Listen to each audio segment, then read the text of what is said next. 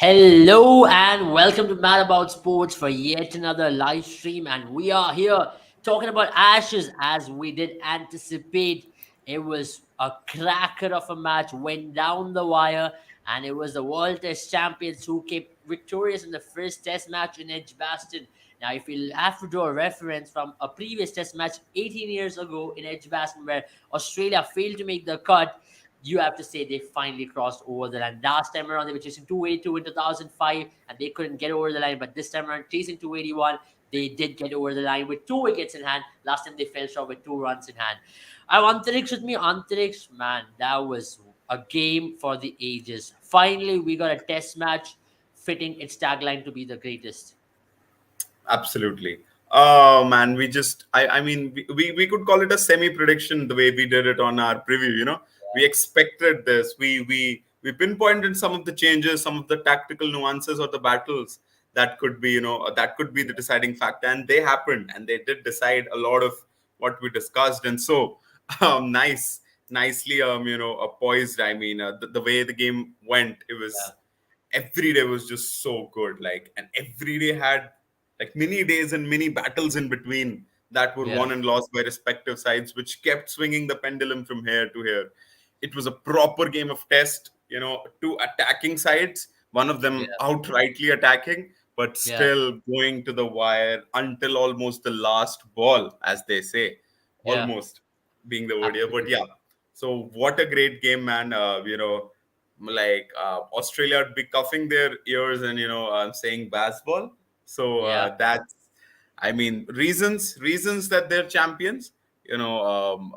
Sure, England might be an up and coming side, but champions for a reason. So great. What a way Yeah, to start off the Ashes, and just yeah. can't wait for Test 2 to begin. True. Just look at this. This is what I was talking about earlier as well. When it comes to them crossing over the line, it was one of the best Test series of all time in 2005, and it just looks Absolutely. like we've got a good base to start off with. But where do we begin with? We'll talk about the declaration to start off with because that's where things did take a turn, and also we'll look at Patrick Cummins' statement because Patrick Cummins did go on to say that this was one of the greatest Test matches he's ever been part of. So you have to say that he has put this maybe ahead of even WTC because WTC was maybe an easier game than this, but this was a game where Patrick Cummins had to come well, but not with the ball, but with the bat, had to play that knock to take them over the line, and this is going to be definitely memorable. Maybe a Ben Stokes, a flashback for them, but this time around, England Mhm. was at the receiving end of things. But let's look at that declaration, right? Because declaration is something which is still spoken about even higher. 78 overs batted. Even before the second new ball was taken, they decided to take the call of declaring on the first day, putting Australia into bat. You reckon that's something which backfired if you look in hindsight? Um, you could obviously, there will be questions and fingers pointed towards it. I'm not sure. There was, I guess, a decent batter batting at that time when they declared, right? Joe Root was there. There you go. Joe Root was there. So that just changes perspective altogether, because although my bigger concern to this would be, not questioning, in just a game what baseball is or anything, but it was more to do with, baseball should be a mentality shift, a shift in your mindset, not in the way you play those shots. Like, some of the dismissals were abysmal. You Yeah, have whatever style of play, whatever style of cricket you subscribe to, you yeah, have 19 to 5, 450 overs potentially to bat. yeah, And then if you get dismissed the way some of the English batters did, it points a lot of questions towards, the shot selection and the experience in the squad. Because, as we yeah, rightly discussed, this will be the first big test for this side. One yeah, off tests here and there against, like, lower level sides, but now there are 5 tests. It's the Ashes against Australia, the World Test champions. It's going to be, and I think that is where they faltered, because many a times they were in a muddle, then they got out of the muddle, but then they rarely lacked experience when they could yeah, have just put their foot on the gear and just taken the game away from Australia, which they didn't. So and on the other hand, if you look at Australia, it was a typical test match performance. You yeah, had one shining armor in Usman Khawaja, and then you yeah, had others playing the supporting role. And in terms of bowling, you had, again, everyone doing their job. And what a great, picture this is. Every day ruled by Khwaja. I mean, not exactly ruled, but there were Yeah. traces We of batted him on every day. exactly, taking the ship further away from England. So great again, great. And as I said, although the declaration, of course, man, Joe Root was batting. Yeah. Who knows? They could have added 100 more had he stayed there. But it's got to do more with the cockiness that comes with this brand of cricket. Is But where I I'm, just I'm want to pointing my ask you finger this to. Yeah, question as well because you mentioned the word. But I just want to ask you this thing: if that declaration wouldn't have taken place, would this have been a contest which just unfolded? I asked you that because you saw what happened, right? The two sessions were washed out because of rain. So primarily, what you had just 4 days and few overs to play with because two sessions were rained out. Now, if yeah, you look in hindsight, that declaration is something which made the game out of it. 393, okay, they just batted for 78 overs on day one, and then Australia got to bat, and they batted for close to 115 overs to score 386. And after that, England went to bat again. They still batted at a higher clip, not as much as they batted in the first innings, of course. But the first innings, that 78 overs is what made the game, if you look at the larger scheme of things. yeah. If yesterday, if this was a draw, you would have looked at it and said, maybe Stokes should have declared, considering what would have happened. Or if this was a win for England, we would have all been applauding him.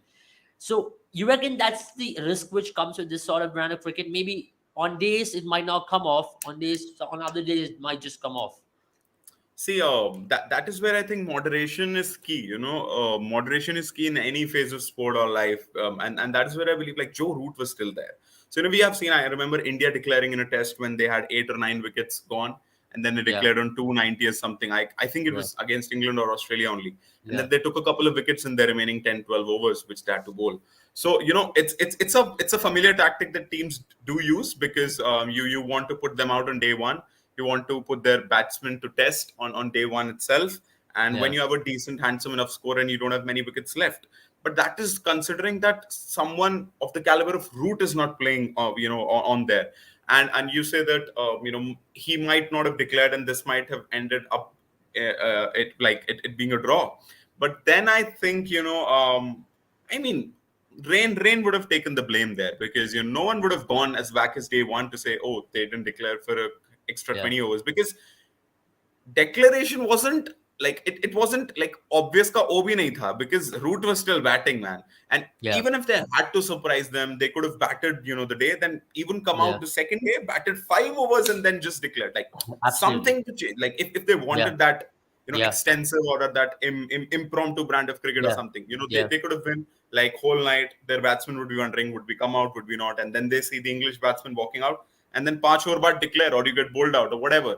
yeah, So I mean, my sort of instinct says, although my bigger picture comes into question, the some of the shots that Harry Brook played, some of yeah, the shots that a couple of these English batsmen played to get out, and even when they got runs, like the quality of shots, I mean, you can go aggressive. Like I saw Zach Crawley, it was I guess he's coming down the pitch. It's actually a half volley, which he's coming down the pitch to and yeah, making it a good length which ended yeah, up him getting dismissed to the yeah, slips of the keeper. I like as Virender Sehwag said, what's the point of touching a ball? You either leave it or you hit it away. So yeah, if you're playing the cricket, you come down the track, you smack it or you leave it there. He actually made the bad ball just purely, due to the instinct that he mm, wanted to step out. For yeah, what? For nothing. So yeah. that is where I put the bigger question mark on. But yes, man, because of the fact that again, their star player Root was still there. Who Absolutely. knows what he could have got? So Maybe yeah, this is where you have to draw a fine balance, as you rightly mentioned, because you never know. If Root would have played that reverse sweep and he would have gotten out in the first innings, the entire exactly, world would have gone gaga over it. They would have exactly, absolutely taken Root down. English media would have taken Root down because you had enough time to do it, and hmm. you don't necessarily have to play that shot because Root. I know the shot looks very good. It looks short of boldness to go out there and play the reverse clip over the head of the slips and hit it for six or a boundary, but on a day if it doesn't come off and we have so much of time left in a test match and if it backfires there then you're going to be picking out of these moments That's the on thing. days when it comes The out it looks great because I think the risk exactly, taking factor in a test match in T20 is totally different. You don't need to take a exactly, risk in test match because you have enough time, because these are the exactly. reasons why we say in test match it still can backfire because team has got two innings and it can backfire bad. In T20 it's a very quick game, moments really judge the game.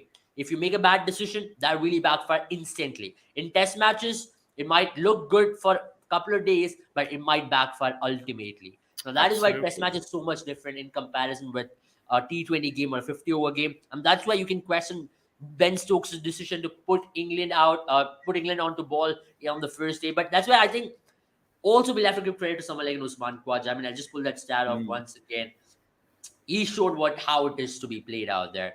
absolutely. Tenacity, grinded it out, made sure he batted with complete focus. He did not let his guard down even for a single day. Even yesterday when Australia came to chase, he was one guy who was holding one end up. I know he lost his wicket and that really did transfer pressure back to Australia, but then you have to say that knock of tenacity and with total grit really drove Australia to win, and he was deserving man of the match. Absolutely. Like he just held the fort. Like he was that one player.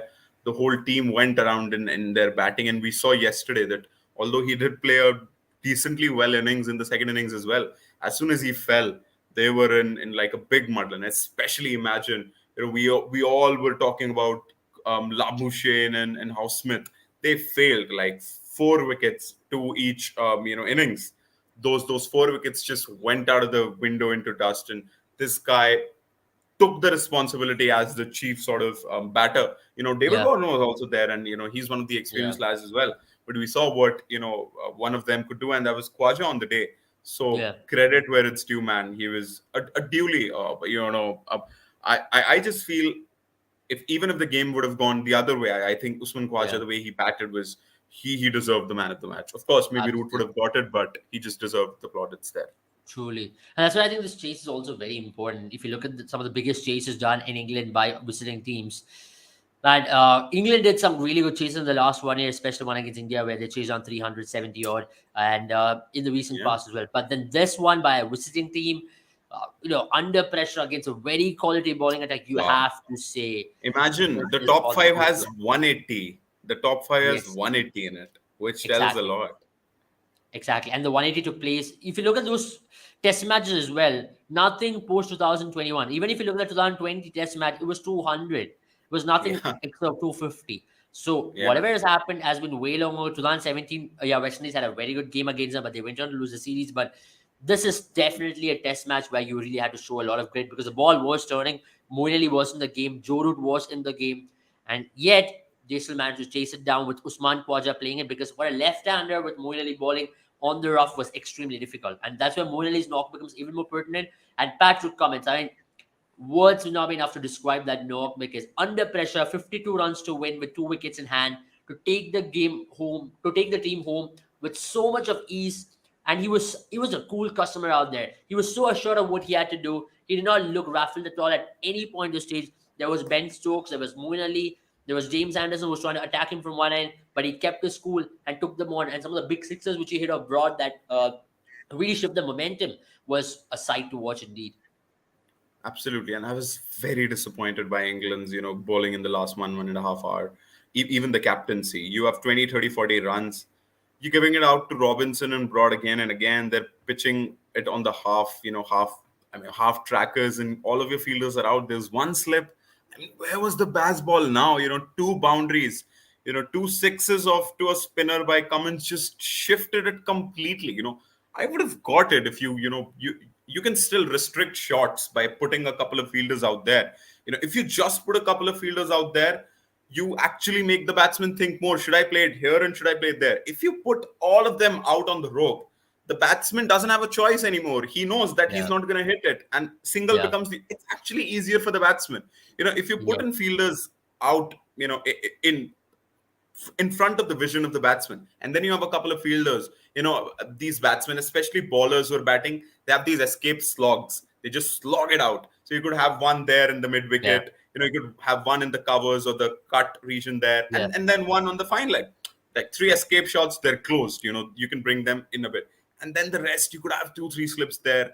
And you just need to give at least one over to James Anderson. I don't yeah, care how bad he's been.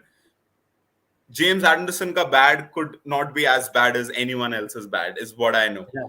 Absolutely. 600 wickets, I think. It's close to Uh, 700. Close to 700, beg your pardon. So, man, I mean, as a pacer, you go there. Nathan Lyon is batting. The ball is doing bits here and there. You have tried the Broad and Robinson thing and it's not working.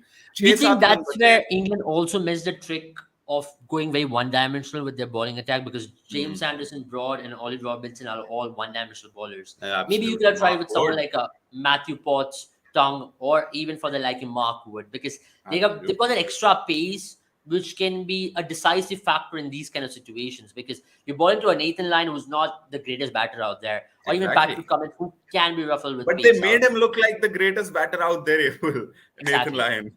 Because The way he was you were born to his pinging. comfort zone. A 120 kilometers or 130 is not going to really shake him in comparison with a 140 coming in his body. Yeah, absolutely. And the tactic they actually employed would have ended up actually being Wood's one of the best assets that he's got, which is the short ball, the ball Yeah, onto your body, and yeah, him going round the wicket to Nathan Lyon, 145, a couple of blows onto his helmet, and then, actually pinging a Yorker there at 145 out of nowhere, maybe could yeah, have surprised. And then an absolutely. Anderson who just lurries the ball around Yeah, to Anderson and asks questions. And even Broad and Robinson, like in the last 5 6 overs, it was just so disappointing. I mean, they weren't attacking fully with their yeah, short balls, and then they weren't also going full. They were yeah, just half trackers. Like the ease with which Cummins just shuffled across many a times and just took a single onto the yeah, fine leg. And every time Broad went this, but that's expecting that he misses the bat, like he yeah, misses the ball with his bat, like yeah. that's not something you prey upon. So I thought pretty Patrick Cummins was disappointing. in complete control. At no point did I ever feel Absolutely. like, oh, there was a play and a miss. There was a ball missing the Exactly. outside edge. It was like Patrick Cummins literally playing a limited overs game, and Ben Stokes setting up a he game. had It's like he a had T20 game. confidence in Lion. He had Yeah, confidence in Lion. Like the bowling made it seem so easy that he was taking singles. yeah, But with Lion on the strike for the yeah. whole over, and I Yes, don't think that would have been the case had Jimmy Anderson. Jimmy Anderson makes you play deliveries. Like he could yes. just angle it in and just shape it out, or he could just it would be coming out of your vision and they'll come in. And I think Which is a just very good one point over. as well, because yesterday also you saw. I mean, you can understand that Jimmy Anderson was coming after a groin niggle which he suffered during the championship. So his rhythm was not at his best throughout the Test match in comparison with the Jimmy Anderson we know. But still, Jimmy Anderson is someone who can come back into a game, even if he has Absolutely. first 5 or 20 bad overs. Come the 30th over of a game, he can still come back into a game as good as he is. And not giving him the new ball was questionable. Not making him ball to Lyon and Patrick Cummins was questionable.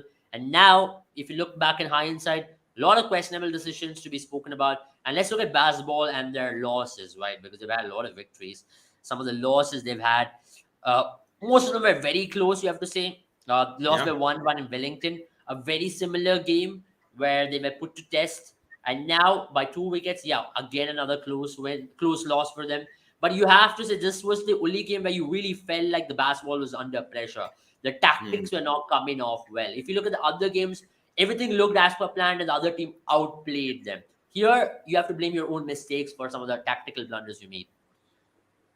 Absolutely. And as I said, there isn't any problem with the brand of cricket you play, but it's the I would call it the stupidity that comes with it. I mean, Yeah, that sort of image doesn't go out of my mind. Wherein, I yeah, mean, I am in love with Joe Root.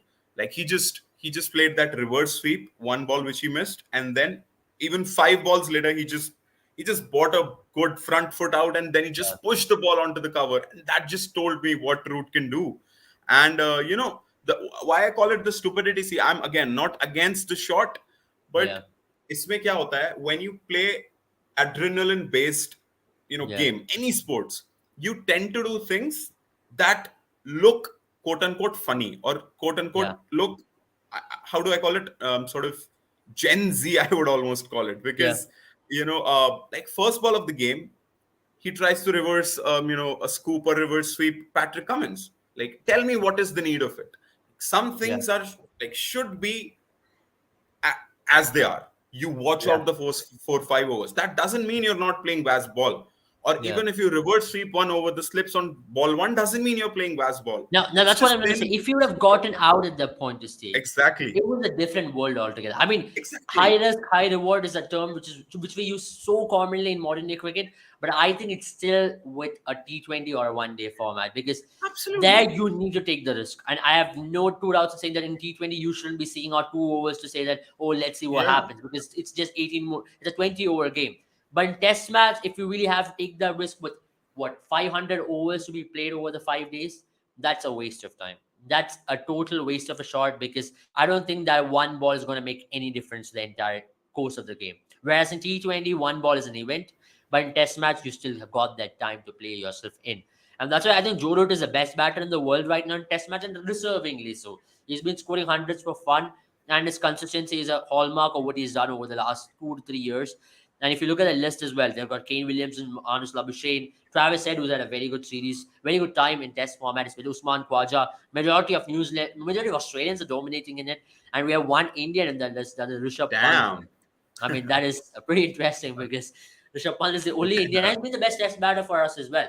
I mean, there is no two ways about Well, it. that tells volumes about how like off point. That just tells volume about our team, man. Like I mean, Rishabh Pant is still in it. There's no current Indian batter here, and it's just yeah, man. I mean, I mean, the closest after Rishabh Pant is Virat Kohli at 13th. There is nobody in top 20. Even Shubman Gill is 35. maybe points towards where Test match is going in terms of batting. You know, Yeah, if you look with at it, it's a very interesting thing. Babar Azam, yes, but most of them are aggressive players out there. There'll be Joe Root now, Travis Head, even Daryl Mitchell plays aggressively. yeah. So that's what I'm trying to say. If you really want to break in, either you need to have an extremely good technique or you should be playing on flatter surfaces. I mean, not pointing out particular Babar Azam, but Pakistan surfaces are very flat. The chance of you getting out is very minimal. And even in New Zealand, wherever Darren Mitchell has played, he has played on surface which has been considerably flat. Yeah. Dimut Karunaratne is an exception. He's been doing well, but he's been tested against quality bowling out there. But other than most of the batters, if you're playing on testing surfaces, you will have to play in a certain way. That's where Test match is also going. Maybe now, except for in England, where again they're going back to flatter surfaces in order to accommodate baseball as a whole. But other than that, I personally think that's not the way to go. I mean, there's another interesting thing as well, which we have on the screen. Most Test centuries at home. Joe Root is right up there with some of the Yeah. great. He's just five away from. He's not five. Sorry, he's 5 away from He breaking is. Yeah. Mehla Jayawardene. Oh, but that's a crazy stat. Oh, it is. It is. I mean, I'm surprised to see David Warner out there as well. I don't think he's got many centuries to be. I mean, comparatively in this list in And remember, totality. Joe But Root is the only player from this era to be there. Only player from this era. no, David Warner, I guess. Oh yeah, David Warner. Yeah, I think he's Yeah, yeah. calling it quits after this. Yeah, yeah. So I mean, that's what I'm saying. I'm actually quite surprised to see Warner up there because I don't think in totality he's got anywhere near the hundreds that these legends have got. yeah, But he's got most of them at home. but that's But also yeah, man. because I he's mean, not really done well away from home. Is that, most of the that games that's he's what I'm lost. saying. Yeah. That's what I'm saying. I don't think he's much away from home. So, but yeah, I mean, Joe Root. Wow. I mean, like look at the list. It's just stacked, isn't it? Where do you look? You just Yeah, don't this know. is a very interesting list. At the same time, you can also use this list to say he's a home track bully. So that's why it's very tough to look at this list and say, Yeah, "Wow." But you need the total number of centuries as well to get this stat into context. yes, That's where I yes. So think. you're I saying mean, he scored 1200s outside home and 1800s yeah, at home. Now, if you look at any other batter, majority of the hundreds have come away from home. So that's yeah, where this is a very interesting stat to use against you to say Joe Root's majority of the. Yes, it is true. He's yet to be proven in conditions like Australia to go out there and score 100. Where he's struggling. He's hmm, not. He scored runs, but not definitely hundreds and big ones. In India, he did yeah, score a 200 in Chennai on a flat surface, but after that, flat. he went on to fail considerably. So that is where basketball is going to be tested even more once they come to India for 5 Test matches at the end of the year. That's going to be one crazy series. Now, with the question of just going away from track as well, basketball is yet to be tested. I think this is going to be the major test for them. If they fail here, Absolutely. then the questions are going to be, of course, asked on Oh, basketball and absolutely. systematic changes. Absolutely. I think then Brendan McCullum has been. I mean, he's one of my favorite players. I absolutely adored him as a kid. I was all about. I mean, it wasn't called baseball, but when I used to play cricket, I was all about baseball. I used to step out and do all of those Yeah, antics. But I mean, as I said, but I'm just a moral kind of a guy when it comes to viewing sport, not playing it, viewing sport.